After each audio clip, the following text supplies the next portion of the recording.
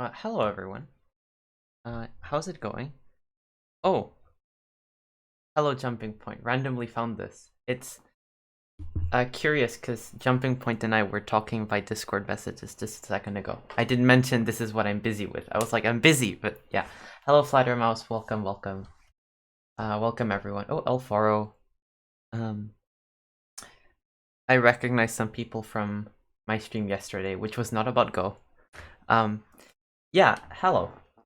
So today's topic is I'm sort of stealing this idea in a way from my teacher, which I guess is how we improve, right? So I guess a lot of Nordic Dojo students will be well familiar with the concept of a golden group because we talk about it a lot of the time.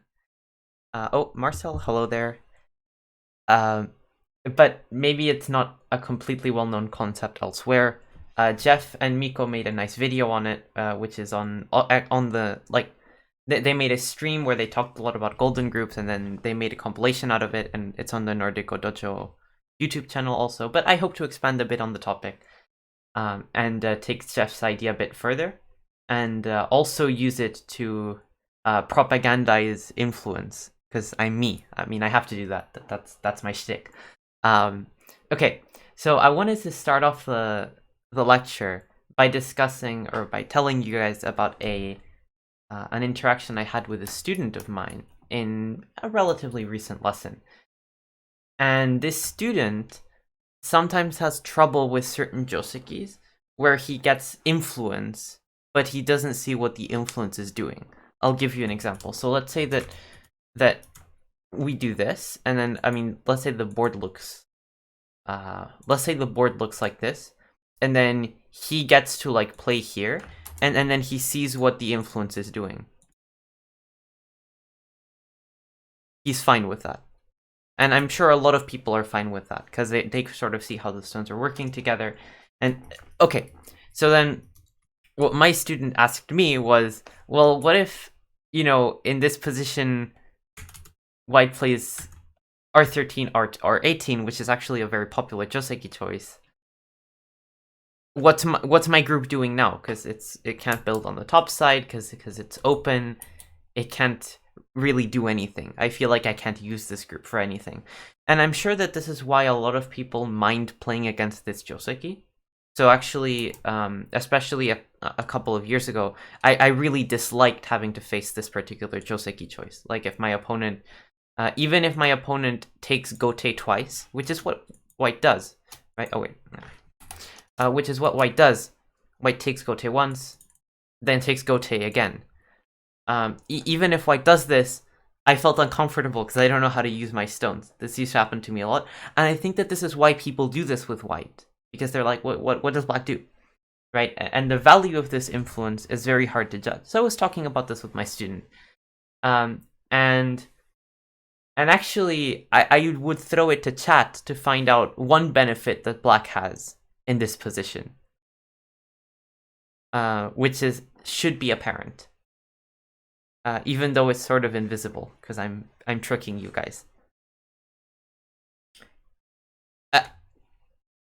Two Tenukis is a benefit. I don't think it can die easily. Well, yeah, we'll get to that in a second, Luna. But yeah, two Tenukis is a good benefit. Exactly, Jumping Point has it correct.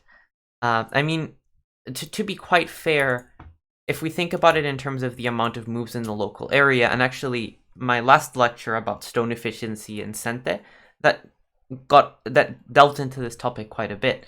But when white plays this Joseki, the amount of moves is even in the area. Here, the amount of moves is not even in this area. Black has a move elsewhere. Now, I cheated. Because what you people don't see is that black actually plays elsewhere, and then white does this, and then black plays elsewhere again. So, I sort of made it look deceptively good for white by not doing anything for black. But this happens to a lot of people because they look at the local area. That was the topic of my last lecture. Now, the point is that when I was talking to my student about this, he asked me, well, what's black getting? And I said, a move elsewhere, And then he asked, well, what if white pincers here again? And, like, now what do I do with my group? Like, now what's it useful for? And I said 2 moves elsewhere. Simple answer. And this is what we are starting to recognize as a golden group. Because it's not a group that is building anything. It's not the type of influence that's going to necessarily make any profit for yourself. It's just there so that the opponent doesn't make profit. And it's really hard to attack. Like, actually, let's say black Tanukis again. How does white actually approach this group of stones? It attracts gold diggers, but all they get is sand. Yeah, actually, the thing with gold, the terminology golden groups, it's funny terminology, but I actually don't entirely think it's the best terminology for this type of group. And the reason is, Jeff's argument is that such a group is golden because of how many Tenukis it's going to get you. That's my interpretation of what he says. On the other hand, I like to think of it as a group that's going to make your opponent come up with sand over and over and over again, you know, instead of actual profit. So a group that limits an area while providing Tenuki chances and is still difficult to attack. What an amazing thing to have. Yeah, exactly. Exactly. So, you know, when my students like, well, this is useless, I'm like, are you sure it's useless? Would you rather it not exist? Are these the same? No, this group is still doing a lot. It's just not giving you stuff. And that's why it's hard for people to care about it. N16, okay, white might attack with N16, I agree. Then we came out with P12, right? And then what does white do next? I mean, you could like try and attack it with something like this. You could. And then you could try and jump here, and then black's group still has plenty of places to run. You can go here, you can go here. This group is really difficult to attack. And maybe if you try pushing, then black's just going to push out also. The group is far from in trouble. Now that black has Tanuki'd like 3 times, then it's possible you can sort of call it a weak group. But that's the point. That's the point of a golden group. Yeah, this can be done with the popular 3-4 Joseki and high approach. Yeah, this is actually, in fact, Luna, my second example of a golden group from Joseki is this. 3-4 Joseki and high approach. And actually, what I like about this type of influential structure is that you can use it in many different ways. And this is actually what's useful about influence. So golden groups are, in my opinion, one of the forms of profit you can get from influence. So influence, you know, it doesn't get you anything specific immediately, but it's a form of a form of exchange that you can exchange for other stuff later in the game. Like you'll exchange it for territory, you'll exchange it to attack your groups, which eventually you turn into territory. And actually, strength in itself can just be used to create a group that gives you many Tenukis. Tenukis are a form of profit. And that's actually one of the reasons that I myself quite like playing for influence at the beginning of the game, because it gives a lot of flexibility later. It's the most flexible and exchangeable currency in the game. You can turn it into anything, this type of structure. Whereas points, you can't turn them into anything. Like this corner is going to be yours all game, and people like that because it's secure. And by no means is it bad for black. It's perfectly fine, but you can't turn it into anything. You're stuck with that corner for the rest of the game. And I wanted specifically to look at golden groups, this particular lecture, through the lens of it being one of the forms of profit that is afforded by having strong shapes. You know, you don't need to make points in Go. You can. Making points is fine. But I don't think that that's the priority in Go. More than anything, you want to have like stones that work well with each other, strong shapes. And that's, you know, you can make points while you're doing that. That's fine. But that gives you a lot of flexibility later. And I wanted to discuss one of the forms that this flexibility can take, golden groups, so that you get this type of group where merely by existing, it's limiting your opponent's potential, right? So white got points here, but no matter how many moves white adds, okay, maybe if you give him like 3 moves in a row now and he gets like this, and this, maybe now it's dead, right? And actually, dying with golden groups isn't always a bad thing because of just how many moves it takes. Because that's like, you know, at this point, white has 5 more stones in this area, so black can do other stuff. and it's not terrible. And I actually have an example later of where a golden group just dies. So it's a bonus example though, so I'm not sure if we'll get to it. So yeah, I wanted to examine through some practical examples some of these groups that aren't valuable because of what they get you, they're just valuable because they're there. And this is the thing about golden groups, they'll get you profits and we're also on the board. Could you think of sacrificing that? The 3-stone example I know can be sacrificed, but that looks quite big. Well, actually, wait a second. I didn't intend to include this game in the lecture, but I just remembered about a golden group that I sacrificed in that Joseki, Luna. So now that I've remembered it, and I know where the game is, I can find it very quickly. Silk Road 2019, Lothar Spiegel, there we go. So this is absolutely spontaneous, this game. Oh wait, where are you? Okay. So this is absolutely spontaneous, but this is an example of me sacrificing this specific golden group. This guy. So I'm playing Lothar Spiegel, who's a strong 5 dan, weak 6 dan. And it takes a while. I take a while to sacrifice the group in question. And yet it starts to happen here. So I shoulder hit. I won, yes. And then I just let my opponent capture it. And my reasoning behind this was, well, I get a strong shape on the outside. He has to play this move, which is ridiculous. That was my idea at the time.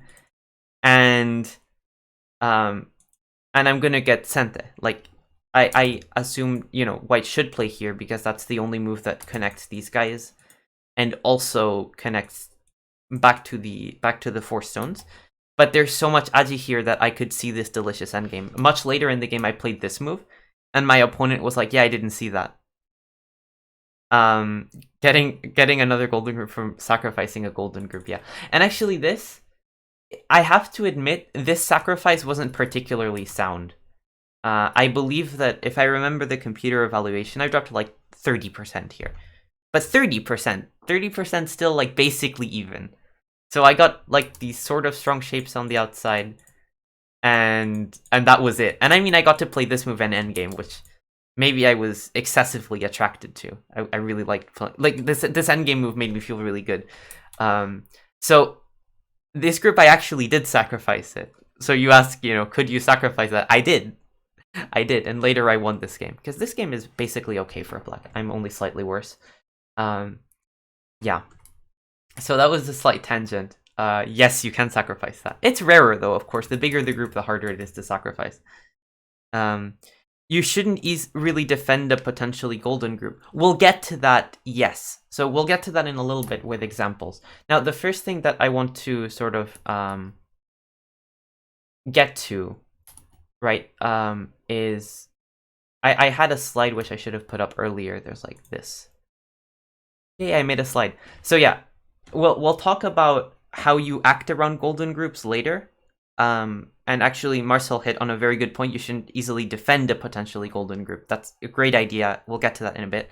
For now, let's keep in mind that golden groups are groups that are, like, not strictly speaking alive, right? They're groups that don't have 2 eyes. And I remember when I was 5 dan and I was a really aggressive player, my favorite, like, sentence in the world, was, "This group doesn't have 2 eyes." I loved saying that, So golden groups were like, I loved attacking golden groups.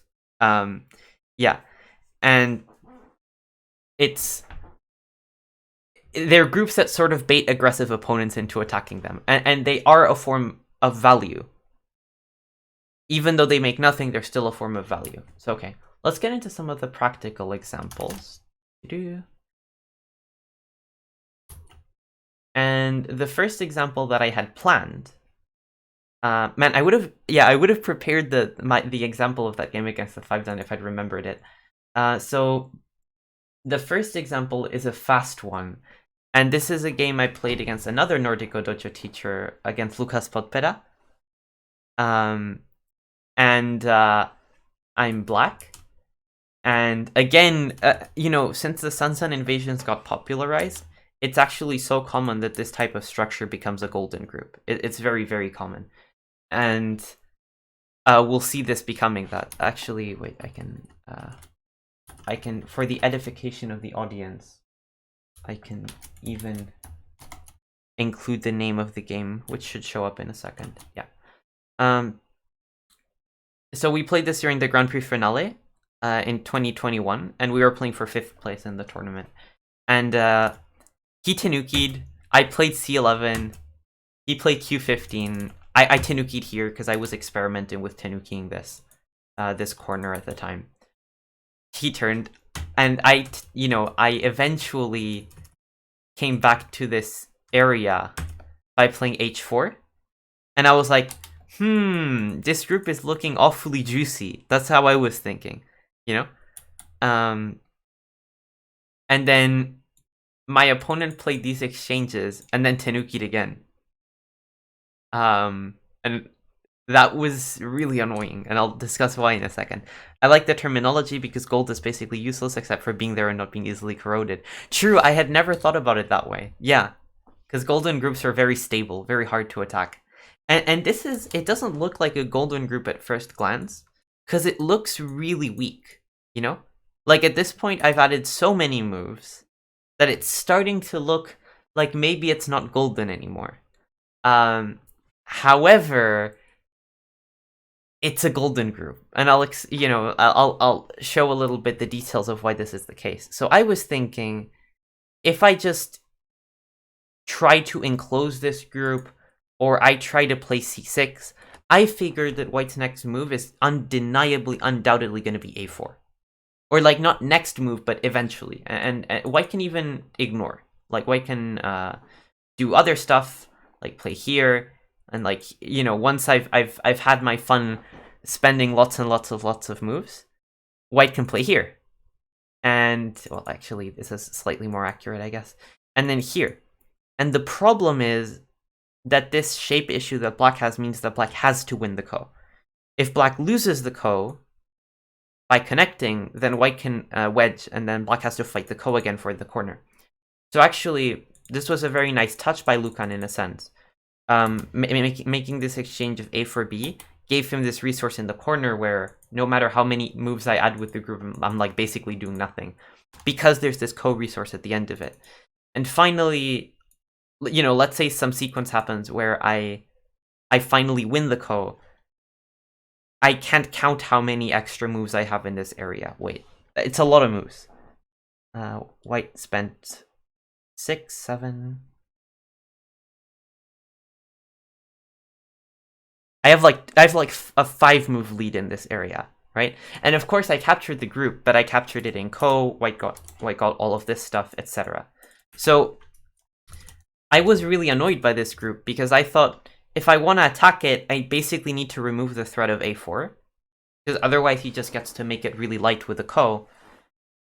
And if I do that, then that's super slow, you know? A gold also only provides value because people give it value for whatever reason. That's sort of interesting because that's another one of the things that make golden groups particularly valuable in Go also. Yeah, so there's still a lot of Aji, and Lucan can be credited for understanding this shape better than I did, because he exchanged f3, and the intention was clearly to give his group some air, you know? So I thought that this was quite interesting. Now, in the game, I sort of avoided getting too damaged in this position. I haven't done anything wrong yet, and what I mean by wrong is that when you have a golden group like this, it's not good to invest moves solely for the purpose of attacking it, because attacking it doesn't change that much. Like, if I play here, then I'm playing b4 on move 39, like on the second line, and I mean, he can play this and just run the group out, and he's fine. Or he can even sacrifice the group. He really can, because I have to invest still a couple of moves to properly capture it. But, you know, probably Lucan would have, you know, shoulder hit and gotten out somehow. And if I do anything else, there's still this thing here. So even if I add moves, I don't really change the dynamic of the position, which is that the ko is still there. And therefore, it's best to keep one's distance from this group. That's what I decided, and I think that that's very often the right thing to do against golden groups, because they're surprisingly stable. They don't, like, the point with relatively thick shapes, like this structure that white gets when black invades Sun, they don't easily get affected by other stuff. They have a lot of power, and their power remains even if you add moves. And this is very similar to center territory, right? I always say, I tell my students, don't play for center territory, because you're not gonna, like, one single move does not affect the center very much, because it's open everywhere. Golden groups are relatively similar. And that doesn't mean you should never attack golden groups. I've been attacking golden groups, like this golden group, for a while. But I want to make an important distinction. You can't, or you rarely can, aim to attack the golden group. So you can't make moves that whose only purpose is to attack the golden group. So far in this particular game, the moves that have gone into attacking this white group have been what I might call normal moves, like a 2-space extension on the left side, and later I played h4. These are both moves that build on the lower and left side. They're moves that make sense shape-wise for black also. They're not investments. They're not, they're moves that I would play even if the white group were strong, if that makes sense. And therefore, I don't mind playing them. But at this moment, I realize that I can't do anything to this group without losing value. Which was an interesting realization to have, because the white group looks weak. It's actually right there in the line between a golden group and a weak group. So Ulukan got a really nice balance here. As it happened, I Tenuki'd. I just started reducing white's influence. And in the game, we actually got into this fight, which is, which is just completely... we got into this crazy fight, and then the group on the lower left just sat for the rest of the game. So... isn't a move an investment as soon as it does not provide the maximum value in building? So I disagree with at least C8. C8, you could argue C8 is a little bit slow. I mean, from my perspective, I was experimenting with ignoring this Joseki, and I didn't really know what else to do on this board. So I figured, a white move here is pretty big, because points at this, give space for my groups. So you could argue it's slow. I mean, obviously a computer will want to play here, but I wanted to try out this Joseki, so yeah, maybe the corner enclosure would have been better. I don't think C8's a bad move. C8's fine. So trying to attack a golden group with an investment move just puts pressure on yourself. Exactly, Marcel. That's very good. And actually, we're gonna get to an example where I did that next game. Wait, was it next game? Oh, actually, next game, we're going to look at an NGD game where I show the power. Well, they show, actually, the power of golden groups. So, yes, definitely enclosing corner rather than C8. Yeah, probably my decision to play C8 was a little bit influenced by this idea that I might want to attack the white group. So I think you guys might be right that already C8 is a small concession, and it demonstrates that I'm sort of misunderstanding the position. Now, to be fair... C8 is not a game-losing move. I'm not going to lose the game off of C8. I would potentially get badly behind if I started to try and attack the group now, after this particular point. But just C8 in itself is not really a big mistake. So it's not a mistake I mind making. But yeah, it's probably a mistake, so you guys have a point for sure. Okay, so this was a funny example of a golden group, which never got punished. This group just hung in limbo for the rest of the game, not getting attacked and just existing. And in the end, it just afforded white lots and lots of Tenukis. Like, white just has a lead on moves on the rest of the board. And the game was kind of a, quite a crazy fighting game with, like, lots of invasions and cutting groups. And I sort of created this group on the right side, which could have died at various points, but, it managed. And then I created more groups. And... by the end of the game, this group never ever suffered, which is interesting. I never took advantage of this group, which shows that probably C8 was misplaced. Now, fortunately, in this case, C8 was not very badly misplaced, but, it wasn't ideal. This game, by the way, ended in a half-point loss for me. There were some fun co's, and then eventually, at the end of the game, half-point loss. It happens. Yeah, congrats to Lucan. My impression is that bots love to build golden groups, thus playing tons of tanukis when humans would extend from a group. Yeah, I think bots are very cold-blooded about this. So humans very often react to stuff, right? And this is what also we call recency bias, right? Which was the topic of my last lecture, among other things, right? I talked a lot about how people react to what just happened and on the board. And with groups, it's sort of similar. Your opponent attacks and you react to that. And AI don't work like that, I think. They're sort of cold-blooded and analyze the position based on its own merits, sort of. Just tuning in, what's the definition of a golden group? Not come across it before. Okay, I get to use my slide again. So we've just finished the first example, Kemeractyl, so you're not too far behind. So golden groups are groups that aren't alive but are hard to attack. And the value from golden group is just that they're there, and that no matter, well, not no matter, but even if your opponent adds moves to attack it, you don't have to react, not necessarily. You can ignore it and the group will still be difficult to attack. And I'm sort of presenting these groups from the perspective that, oh, these are sort of an alternative form of influence. This is one of the ways you can use influence for value. Even if you're not building, it's just good to not get attacked and to get tanukis elsewhere. Hello, Nigel. Oh, sorry, I introduced the concept for more people. Yeah. So let's get back and look at a second example. Yeah, so the second example is an NGD game, which I found really interesting because it sort of shows... yeah, you're welcome, Kevin Dactyl as well. So this second game, in my opinion, sort of shows the power of golden groups. And this is a Nordic Dojo game played, I think, last month or so, maybe a little bit, maybe a little bit more recent than that. And this was played between two 3-dan Nordic Dojo students. And I thought that it was really interesting. And I was very glad to review this game. So the game itself, we're gonna skim through it. It was a very interesting game anyway. If I ever do a lecture on zombie groups, I'll talk about a really long variation that I thought about here, where black plays this move to try to kill and white makes a zombie group that's dying. It's a mess. It was a really fun game. But anyway, this is off topic.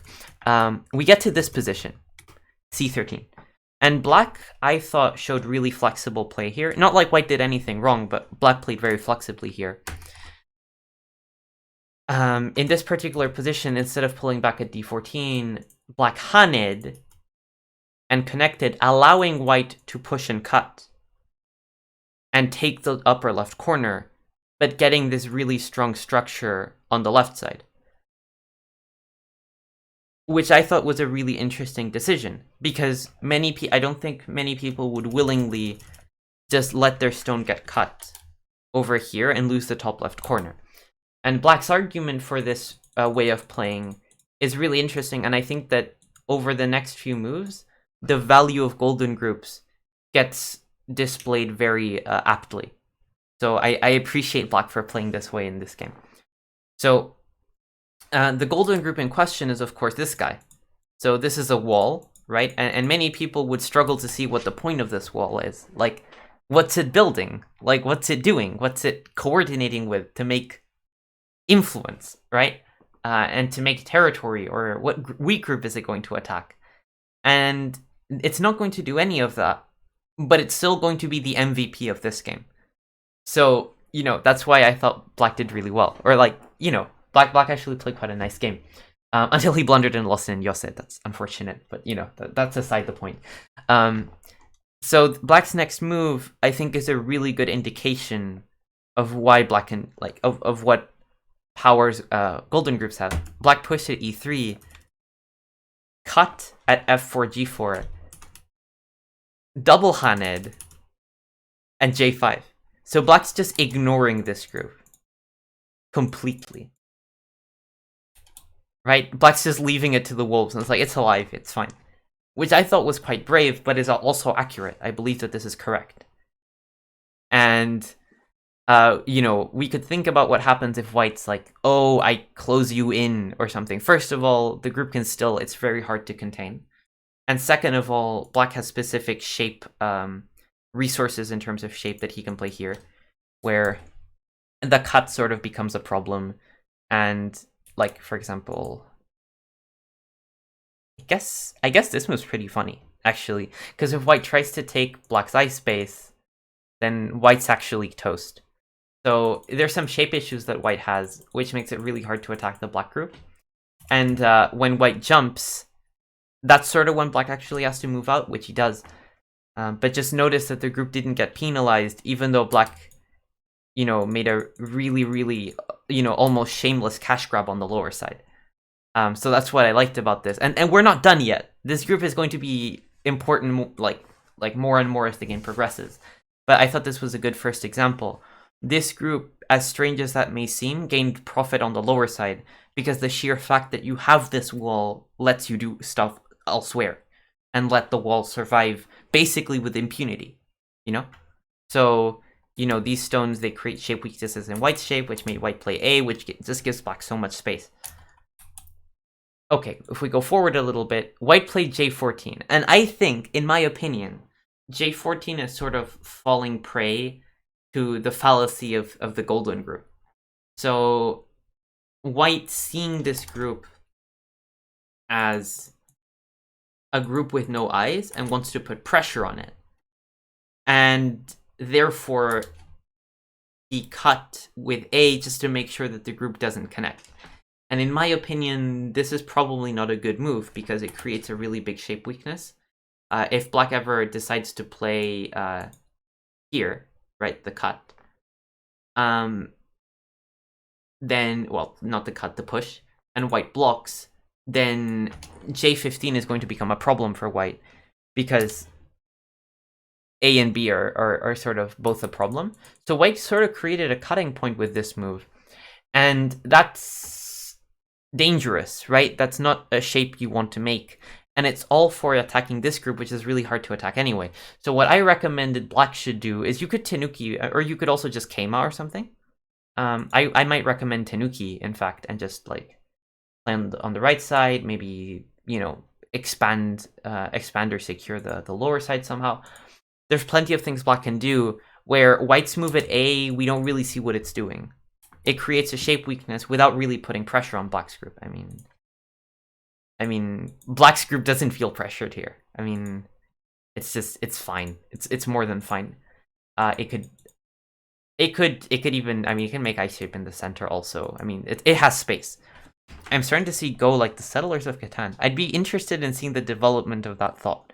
Though I haven't played Settlers of Catan for like 5 years, so I don't know. To be a proper golden group, should it be the case that the player with the golden group also has no valuable nearby moves? That's interesting. Well, it's more like I guess I see where the question comes from. I think a golden group has, if there's a move close to a golden group that's valuable, you can play it, but playing next to your own golden group makes it less golden. Right? So this is why generally both sides want to avoid this type of group, because if you add a move, you're not being efficient because your group's already strong. The point of a golden group, it's a group that isn't alive but is kind of strong anyway, right? So adding a move is sort of superfluous. Now, if you're doing something else with your move, if you're playing the move for purposes other than strengthening the group, like it's just a big move. And I think a good example would be in my game against Lucas Podpera that I showed earlier. Oh, by the way, I forgot to change this. Ooh. I forgot to change the game name. This is a Nordic Dojo game. But if we go back momentarily to my game against Lucas Podpera, then I don't think it's a bad idea. I don't think it would have been a particularly bad idea for white to play this move at this point. That's a big move, you know? That's just a big move on the side of the board that, you know, helps out a group. That's not a mistake. But then the group sort of stops being golden because black doesn't have this idea that he might be able to attack it. So the golden group sort of makes this fine line where it's influence, it's just not influence that's building anything. And also it's influence that can sort of maybe perhaps get attacked one day. So it's a fine line. Wasn't there a pro or strong player that said that Go is like an economy simulation? Well, I mean, I always like to think that Go is a negotiation game. So how would the opponent handle a golden group like thickness? Play away from it as far as possible. Well, yeah, well, we'll get to it. I think the main answer with golden groups is sort of that you don't play for them. Both players avoid them. Like, you don't play for the golden group, you play for other stuff on the board. And there are moves that are sort of fine, like if we go back to this game, the Nordic Dojo game, right? In this situation, there are no valuable moves. Like, this center area is kind of empty, so I don't see why you would play in such a way that makes the golden group weaker, because you're not getting any other value, right? The point with the golden group is that no single move really affects the strength of the groups. Let's say that white Tanukis, black's not going to play a move here to strengthen his group. It's just slow. Likewise, I think white investing a move in the center is slow. However, there are some groups, like this one over here that Lucas Potpera had against me, where c9 is sort of a normal Joseki move. Well, it's a normal like early game move that has its value, you know? So that's not a problem. So just make sure that you're not investing anything. This is the point. I think the main power of golden groups is when your opponent invests suboptimal moves, inefficient moves, and you can just ignore them, right? Because attacking is usually like a little bit of an investment. You're playing moves whose purpose is to extract something from your opponent's weakness. If your opponent's weakness is fictional or imagined, or you understood it to be stronger than it is, then maybe you're not going to do so well. As far as I understand it, golden groups diminish the value in an area for both players, so better to play away from both. Yes, and this is exactly what the conclusion is. I even made a slide with the conclusion you guys are getting to, so I'm really glad I'm really glad you guys are making my conclusions for me. So actually, I can draw up the slide now. There's this. Like, this is actually, I made a slide for this. Neither side can strongly affect the strength of a golden group, so very often you avoid playing around it. And I'm not actually saying that you should just avoid a golden group like the plague. You just need to make sure that you're not playing for the strength of the group. You're playing for other stuff and the strength of the group. This is sort of like my lecture on Moyo. So I lectured on Moyo and I said, well, influence sort of has inherent value. You don't need to make a Moyo. And actually, spending moves to pretend you're making a Moyo is a waste of time. Like, if they're inefficient. So just play normal moves and maybe a Moyo will happen. Likewise, with golden groups, either side can play moves that they think are valuable anyway, and then eventually you might get to attack the opponent's group. Or if you're the guy with the golden group, then you might be able to make the golden group into part of your Moyo. It might make some territory. It might be strong and attack a group. But usually, golden groups are defined such that playing for them specifically is not interesting for either player. So, Catan idea, you invest in certain resources and it opens up different styles of play with balancing resources or hoarding it. Negotiating for important resources to build something along your strategy. Yeah, so actually, yeah, Catan is sort of good because you invest in resources and you translate that into value throughout the game. And that's actually why I love Moyo. I really love Moyo because... not Moyo. Like, Moyo is actually a specific form of influence. I really like strong shapes because you can turn them into a lot of stuff. They're an exchangeable form of currency. And golden groups is one of those forms of currency. You know, if you just make a strong group that's inhibiting your opponent, that's really good, right? Simply by existing, these groups are valuable. And I really enjoy that kind of flexibility that having strong shapes gives me, because I can make moyos. I can usually translate it into territory if I really want to. I can make a golden group. There's really, this feels really helpful to me as a low Q. I'm seeing lots of stupid attempts to kill unkillable things flash before my eyes. Yeah, well, this is another thing. Players are very often very focused on extreme results, such as killing. So that it is good to keep in mind that groups often don't die. And golden groups are more common than people give them credit for. So it's a great exception to the general principle of split up and attack groups with no eyes. It depends on the group with no eyes, right? So yeah. Golden groups are eyeless thickness. Yeah, definitely. So, okay. Let's go back to game examples. And I guess there's multiple Catan players in the chat. I haven't played Catan for a long time, which is sort of a shame. Let's see. So let's go back. And yeah, so I wanted to show what happened this particular game, because I thought Black did something really, really interesting with his golden group. So remember how I said that White A creates a weakness at B? Because after Black plays here, here, here, there's weaknesses, right? However, White did something pretty aggressive now, because h14 was White's move, and White's move is sort of saying, well, you can get out if you like, but now I'm really going to attack your group. So this is what happened in the game. If I remember correctly, this was played, and this was played? Yeah. So basically, Black really boldly tried to pull out the 2 stones immediately, right?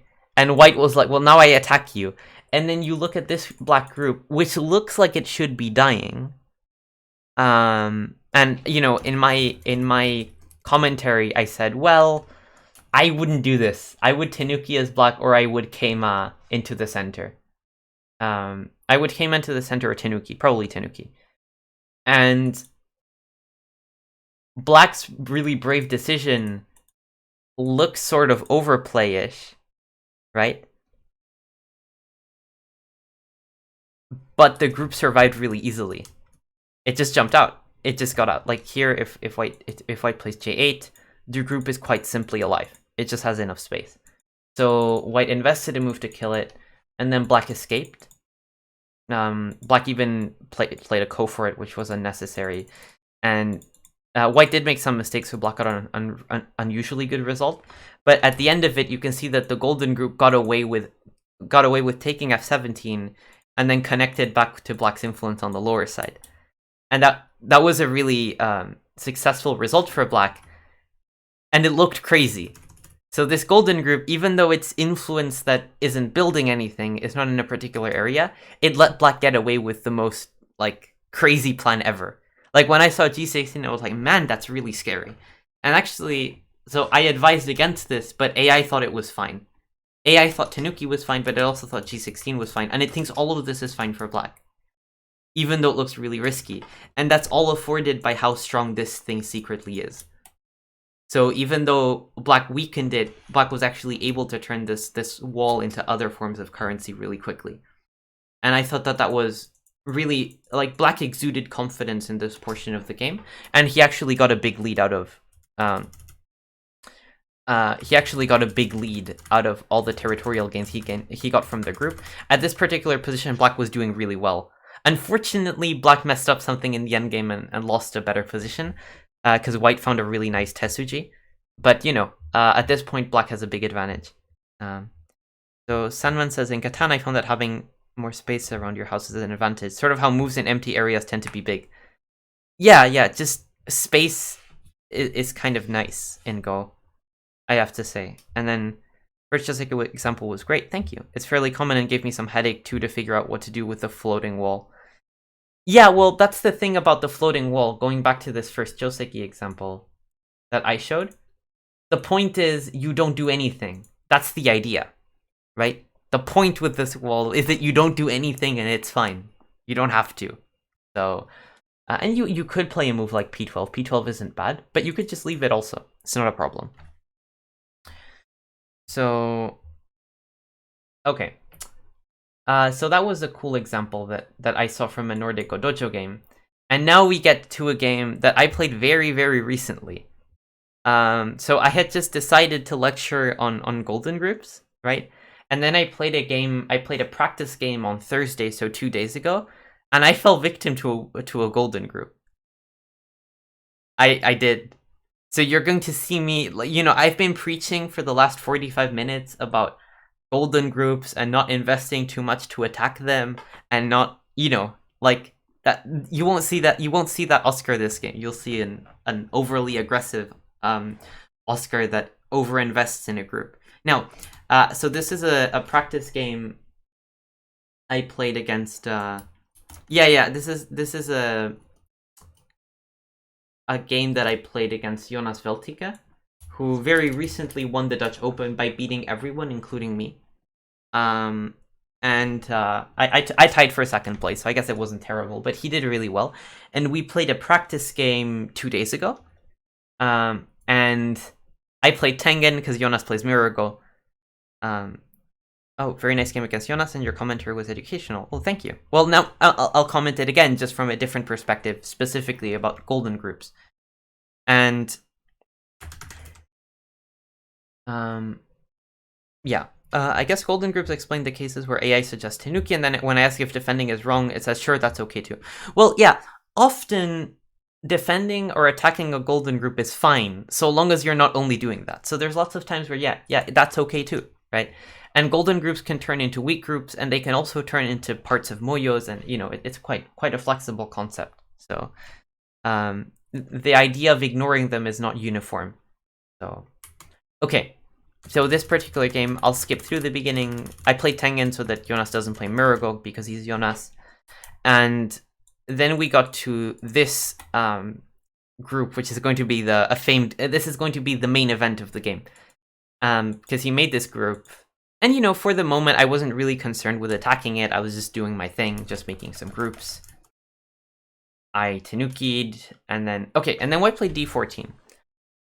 And d14 is a probe. I hunted, he cross-cut, and this is when I made a sort of, I'm gonna say fateful decision. So I was considering d15, and I thought d15 was a bit risky because of d10, because in case of Hane, which is obvious, then my shape sort of starts falling apart because of these Tetsujis. So I wasn't entirely sure that that's a good idea for me. And then the other variation that I was considering was I go up, white plays this way, and I block at a15. And I thought, like, with this idea, it's sort of that I'm going to make a group in the corner, and white's going to live on the side, sort of, something like this. And Jonas and I discussed this variation after the game, and we figured it would be okay for both. So something like this, something like, this would be fine.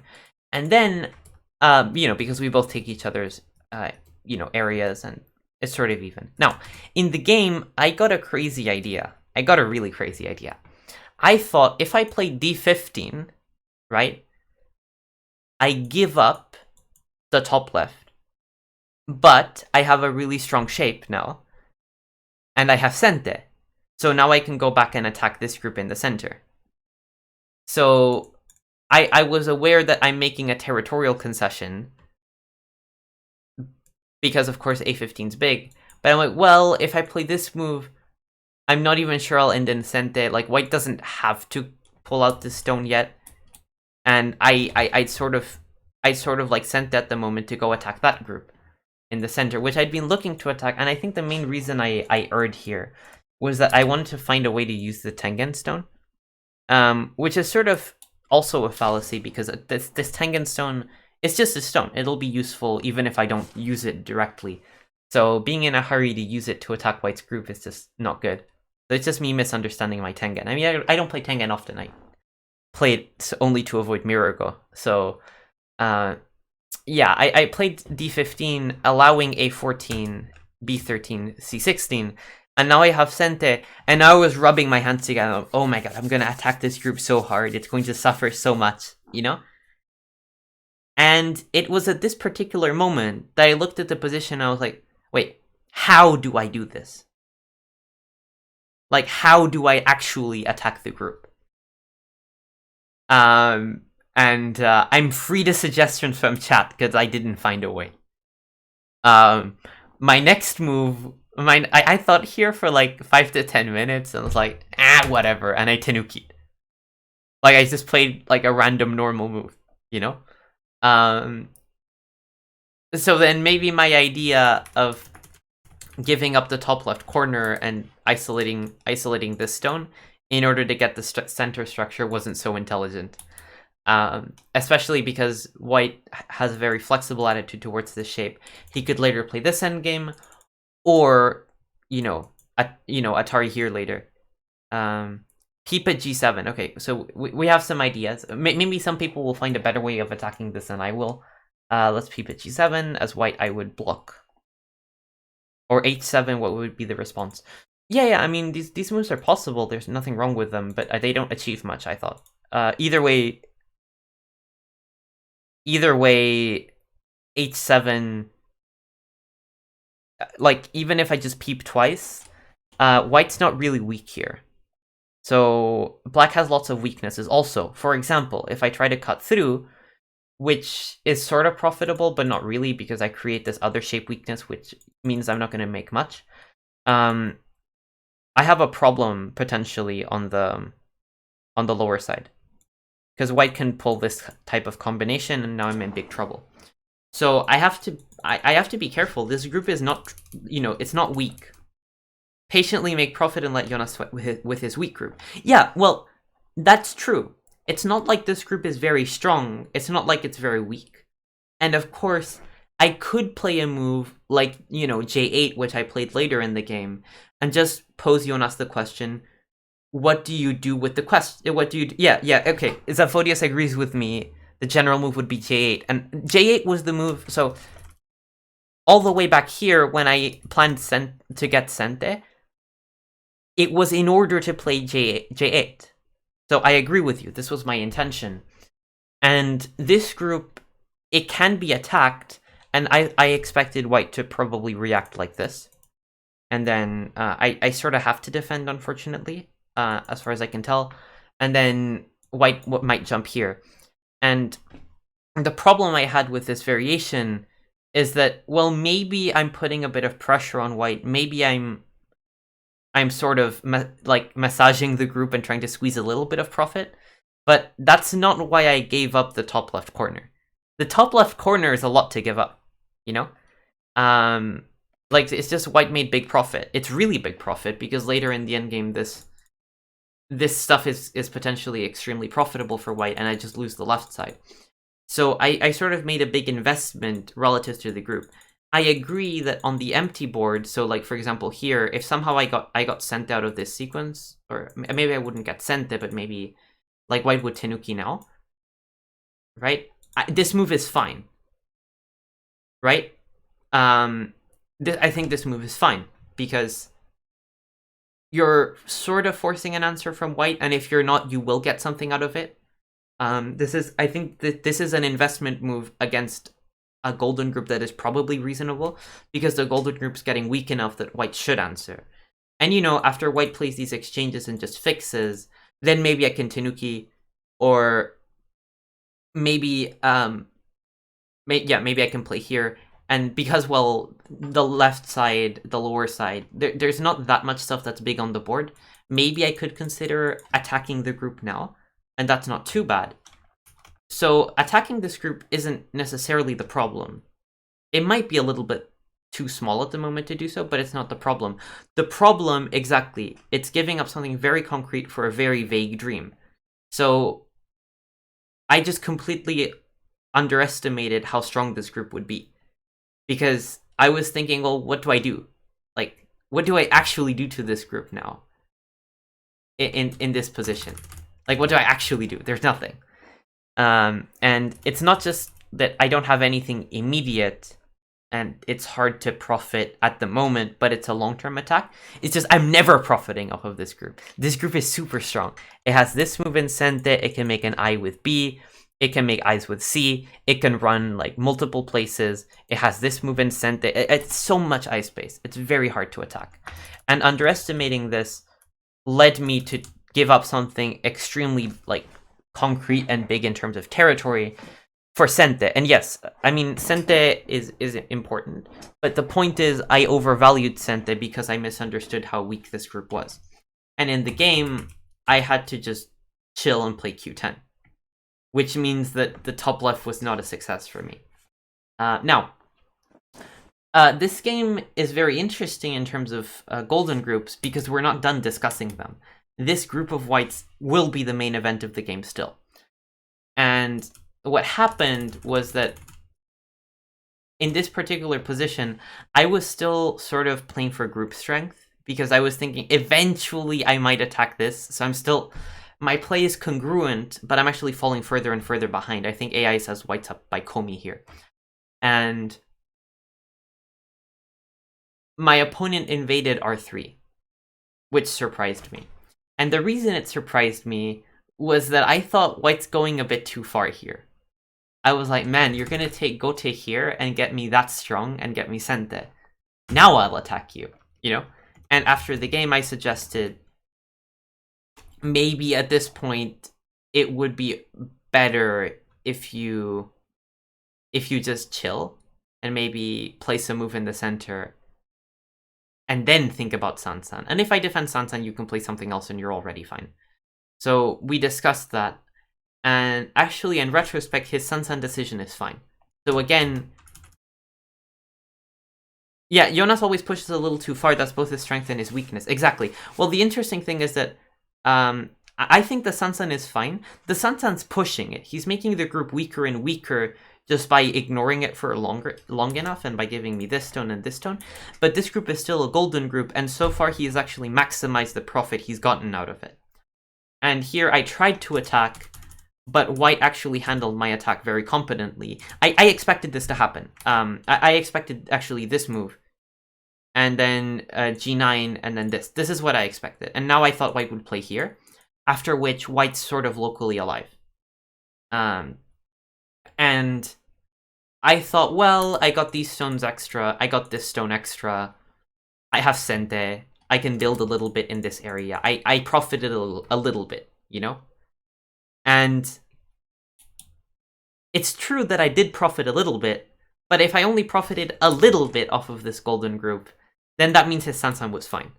So that's what I expected to happen, and that probably meant that the Sansan was fine. In the game, he played J7, which is sort of fine. And I played Hane, and he sort of gave up the 4 stones in order to get better shape in the center, which is actually still fine. And this is the position where I think Jonas took it too far. And he pushed it, here he pushed it really far. Like, man, he was really, like, adamant about getting everything, right? He was like, this group will never be a problem ever. That was his language with the next move. And I think that this was excessive. That was the H10 is such a Jonas move. At the same time, Jonas said maybe I can attach at H10. Yeah, this was funny. I think, did someone clip that? Because that was really funny. I think, so we were both streaming the game and, you know, providing live commentary. But not talking to each other, obviously. And at the same time, I was like, oh, Jonas would play H10. And Jonas said, what about I play H10? So that was pretty funny. I mean, H10 is an interesting move, regardless. So, anyway. So in this position, what I expected white to do was F5, which is Sente, this move, which is Sente, and then Tenuki. This is what I expected. And the idea is that white can live locally at his leisure, and that means that even if black starts attacking crazily or something, worst case scenario is that you play G5, and moreover, you can just, for the moment, you can just chill with the group and do other stuff, like jump into the center, and in case black wants to kill, then black has to make a significant investment, which is to play G5 for himself, which is a -1 point move. This is like attacking a golden group by playing G5, that's not good, right? That's a huge investment. You have to be very careful about that. So I figured that this group would be really hard to attack, and I was like, well, I got these 4 stones, you know, I still have a little bit of potential in the center, maybe I'm not too behind here. And I'm down by Komi in this position, apparently, according to AI. And I thought I was like sort of okay. But yeah, White's position's better because I didn't get anything out of the group like really substantial. White just Tanuki'd so many times. In the game, Jonas wanted everything, and he exchanged J5, but then did not exchange F5. And I understand why he did this. The reason he didn't do this is that he wanted, in case of F9, he wanted to be able to Atari so that I can't play A and keep my territory. In case that this exchange would already be on the board, then this white move is not sente. I can just block. So therefore I would be building more territory. So white didn't want to make that concession in order to Tanuki again. And when we reviewed, I was like, dude, you've Tanuki'd this group like how many times? 1, 2. This is the third time you're Tanukiing this group. You could give me something, you know? You could compromise a little bit, you know? And he was like, nah. Like, well, that's what he said. Like, I don't want to. And this is what he mentioned, just like Rob said in chat. Jonas always pushes it a little bit too far. And the way he put it was, this is how I play, dude. I can't play normal. I can't play safe. Because I don't feel good in those types of games. So I'm like, so you have to put your group under the guillotine. And he's like, yeah, sort of. So, you know, he pushed it a bit too far, and this golden group suddenly became an actual weak group. And this is the big distinction, because if this exchange is made, oh, not that exchange. If this exchange is made, then this is still a golden group because it's really safe. It can't die. And if black wants to try to kill it or like attack it in any measurable way, black needs to make a huge investment. In the game, by omitting this exchange, white got profit in the form of B being sente, which means I can't close off my territory. But now white's actually out of ice space, and white's actually suffering from, to a degree, a crippling weakness in the center. Because this group is now actually very unsafe. I mean, this group looks sick. I was like, man, I could even try and kill this thing. I didn't. I never intended to kill the group. But this is when we start to see that my attacks are profitable. So this game, what has happened so far is that my opponent has ignored his group, done other stuff, done other stuff, like never coming back to this group, ever. And then profited off of it, and the only form of profit I got was to capture the 4 stones. That was it. And given the amount of Tanuki he got, that's reasonable.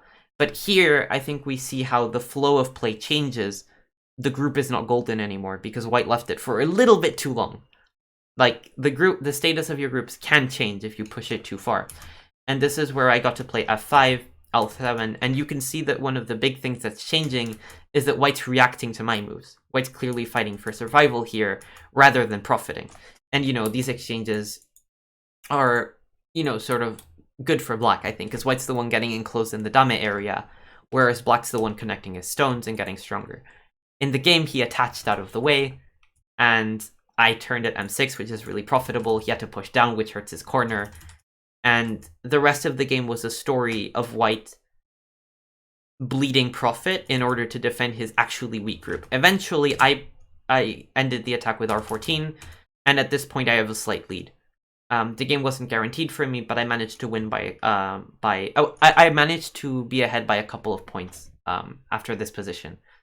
So I sort of, you know, eventually I did get my profit off of this weak group. Even though for a very long time my attempts were remarkably unprofitable. So in a sense, this is a dangerous game because I'm sort of at risk of not learning from it. I'm like, well, eventually I attack the group. Look at that, you know. I'd feel like all my previous moves were justified, which they weren't. But as it happened, my opponent took it a little bit too far and didn't reevaluate the status of his groups. Yeah. Nevertheless, I thought that this was a very instructive example of how this group in the center, where it's not really doing anything, maybe someone that has this group would be annoyed that, oh, it's the opponent that's getting all the points on the side of the board while my group runs. But this group actually has a lot of value in how flexible it is and how difficult it is to assail. And Jonas because he's a very brave player, he did a very good job of demonstrating that until he didn't, unfortunately for him. And he pushed it a bit too far. But nevertheless, I got schooled for the first 100 and something moves of this game, so I have a lot to learn also. Okay.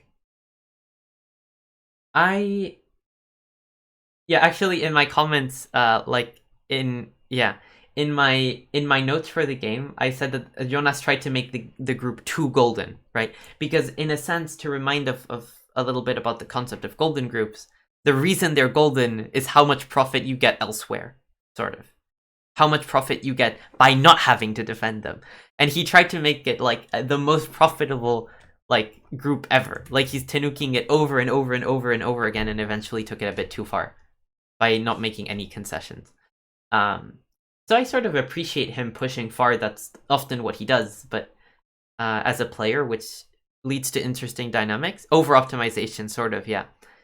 And it didn't end well for him in this particular situation, which is a shame because he schooled me beforehand in this game. Okay.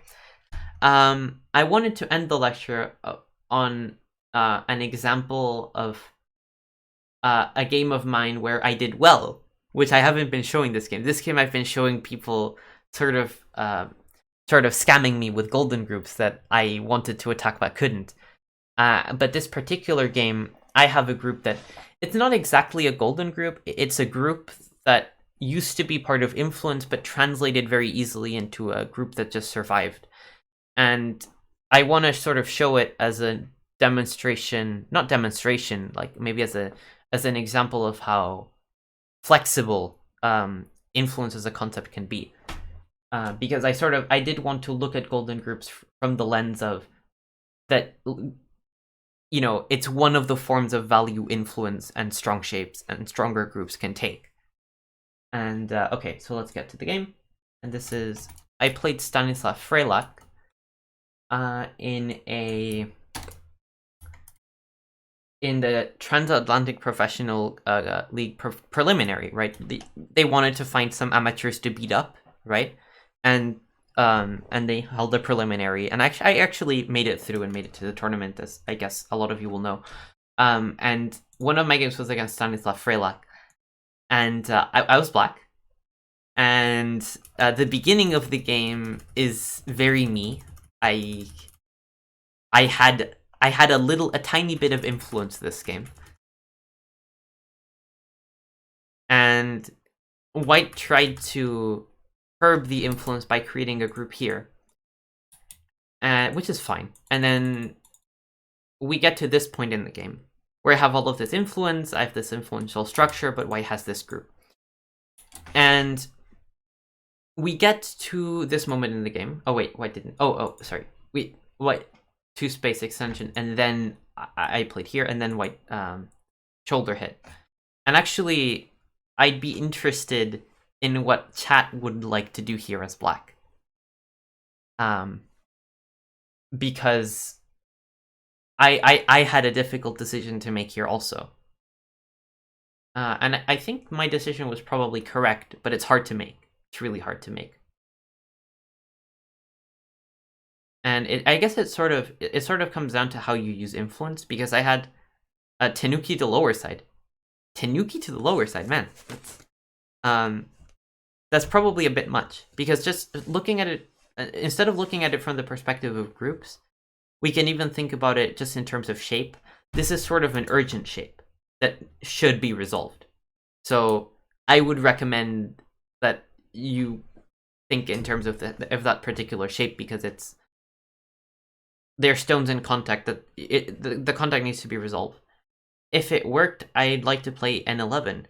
Okay, N11. So N11's a move that is sort of trying to cut, and I'd be a little bit concerned about what happens in case White Keimas and tries to be flexible about it. But actually, Black might be able to make it. Wow, this is...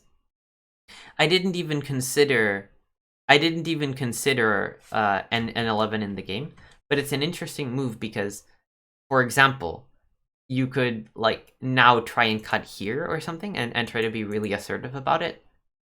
But The more I think about it, the more I dislike it, actually. Never mind. So for a moment I thought it was good, but I'm not sure anymore, because like if you cut this way, you're hurting the topside group a little bit too much, in my opinion. And if you cut this way, then black's shape is sort of incomplete.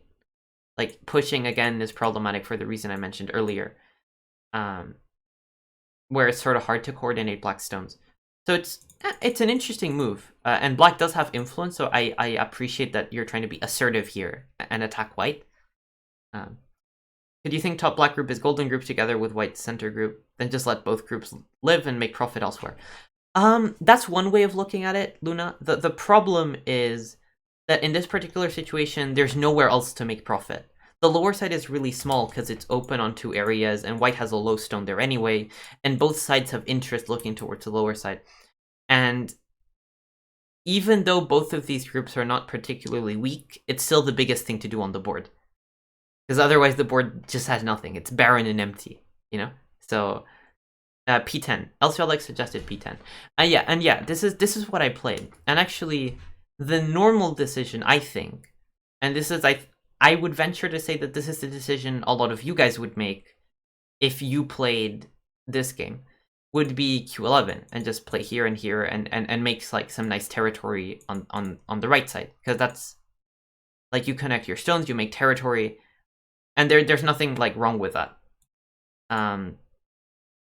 P10 R11, P10 O11 R12. Well, the thing with P10 is that white won't be nice about this. Like, this, I would have done it if white had let me, but I fully expected white's move in the game, which is Q12. I mean, I think this move is sort of expected, especially playing Stanislav Frelak. So the point is that P10 is sort of risking having these groups cut. And especially when you're playing Stanislav, you should be expecting your opponent to cut you, given the opportunity. So I think, given the context of the game, and just given the position that this is a move that exists, I think most people would just like to connect their stones. And in the game, I had this attitude of, well, then I'm underusing my strength. I'm like protecting the right side with my influence. Like, what am I doing? So I figured I need to play for pressure here, and I played like this, which the chat, like, there were people watching this on OGS and chatting, and they didn't like this move. Some of them, like this whole idea from black. So I assumed it, most people wouldn't play it. And the idea is, and I read what happened in the game, that somehow white's playing a lot of dame.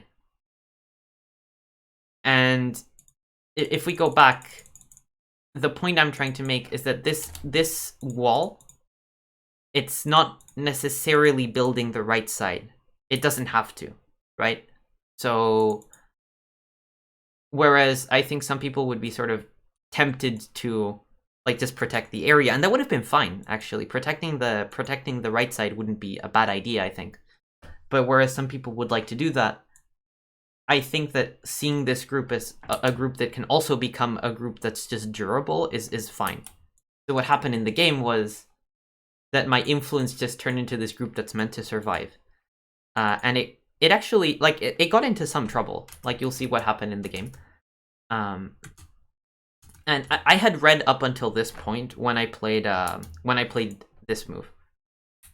And I really liked this position, and the main reason was, if white plays here, I'm going to make eye space, and then white's shape is disgusting. Like, Hane here will be extremely painful. I would play here, because that prepares some T18 stuff.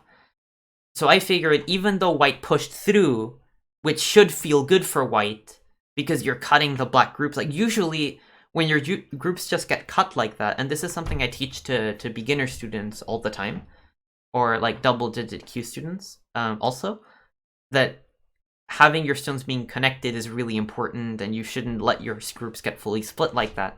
Because black is so thick, black can get away with this. And even though white cut through, white's basically playing dame. I mean, let's consider white plays T17. this whole white group is just terrible, right? So what I expected was that this might happen. In which case, I might get big corner profit, or I could Tanuki, or keep pressuring this group. I wasn't quite sure what I would do. I was also wondering if I can get away with the Hane now. In the game, he took the 3 stones, and even though my group is sort of cramped for space, it lived really easily. And then, actually, this was an interesting decision by Stanislav. He could have just defended, but ultimately I cut this way, and it's very similar to the game, very similar. So in the game, by taking first and removing these Sente moves, what eventually happened is that I pushed through, and this I ended up living in Gote. And then this wall just turned into this living group with four points, right? Which I found really funny. And I thought that this was fine because the forms of profit that I got instead of that was a stone here, which takes a lot of white's territory. Eventually, I'm going to get this exchange in Sente because white's group on the right side is sort of dying. And then now my shape in the middle is really strong and white's group has to sort of watch out. So I thought that this result was favorable to black. And when I checked the computer, I was astounded at how good I thought it was for black. It thought I was like 8 points up here or something. It really thought I was doing well here. And I thought I was better, but I didn't expect to be that good. But nevertheless, I thought that this was a cool example because I sort of pride myself on this. I think I'm relatively flexible with my use of influence. Like, many people like to make points out of their influence, and I don't think that's the right attitude towards it because, like, sometimes you make points with influence, but influence has many different ways to be used. So that sometimes you get to make a group out of influence that looks sort of scary. I mean, I was a bit scared while I did this, but it just survives, right? Eventually, it just survives. And it survived really easily, and it even put some pressure on white's own stones. So I was sort of proud of this game. I thought I played it quite well. And that, you know, I managed to turn influence into an unusual form of profit that's sort of related to the concept of a golden group. So I thought that's a cool example to end up the lecture with. Isn't that like a pro way to think? I hope it is, because I want to be pro. But yeah. So, well, I guess this lecture I showed a couple of examples of me being a little bit too aggressive, because I am fundamentally an aggressive player still. And occasionally, I don't respect golden groups enough, so I showed a couple of examples where I actually got in trouble. Curiously enough. But this was a good example of me using groups. I hope that this lecture, the main point of it, right, and we're gonna recap it. This was a nice lecture. Oh, I'm very glad you liked it. Thanks for joining. Well, so let's recap a little bit. So, golden groups. There's this type of group. I mean, I guess Nordic Go Dojo students will be quite well acquainted with the terminology. They're groups that aren't alive but are difficult to attack, and they're a form of value in the sense that just by existing, they get you stuff. And that's something that's hard to see for people because they're not making territory or anything concrete. They're just strong and hard to influence. Like, the opponent can't really do anything to them unless they invest a lot of moves, and that's valuable. So be sure to recognize when you have this type of group that looks weak but is really hard to attack. Put yourself in your opponent's shoes and say, well, what can my opponent really get out of attacking it? And if it's nothing, then Tenuki is the right thing to do because you have a golden group on your hands. And a golden group's value can sort of be measured in the amount of Tenukis it gives you, or in how unmovable it may be, you know. I think this complements the other recent lectures, like your last week's Sente and Anti's combo style, control style, yeah. I didn't know the term golden group is a valuable description. Yeah, this is one of Jeff's inventions. I stole this from Jeff, who likes the concept of a golden group, and he actually made a video, like a stream with Miko, where they were like talking about some games where there were golden groups, or, you know, they made a compilation out of it, and that's actually also on the Nordic Go Dojo YouTube channel. So they yeah, it'll be on the same YouTube channel as this video will be, so you can get material from Jeff. It's like a 10-minute compilation where he explains it very well. I think it's a very valuable concept, and I think it's great that some terminology in Go. Thank you very much for the link, Marcel. I think it's very good that some terminology is being expanded in Go. I think terminology is quite useful for understanding and for expanding understanding and for communicating between people, and I think it's a good term. And actually, I thought the term has its flaws, but a lot of people pointed out that metaphorically golden groups make a lot of sense. Because golden groups are good because they're hard to influence, and gold in real life is valuable because it's like, it doesn't erode, and it's, very stable, and so that's sort of golden in a way. Yeah. In the pattern 3-4 point low approach, some pincer knight press, is the pressing group also golden? Absolutely. That's a textbook golden group, yeah. There was a Go programmer about 30 years ago who tried to use Go terminology to program his AI.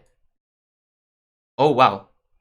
That sounds like an interesting project. Though, given that we don't know about it, about the project, then maybe it didn't go so well.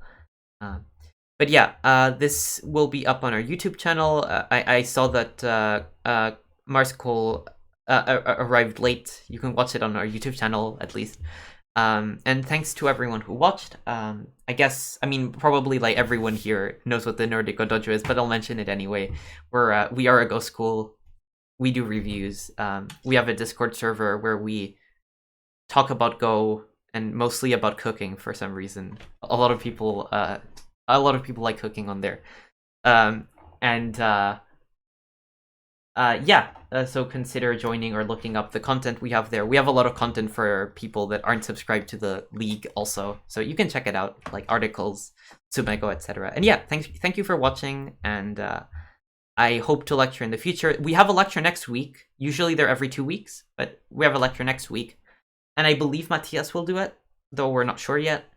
And yeah, that's about it for today. Thank you for watching, and see you guys around.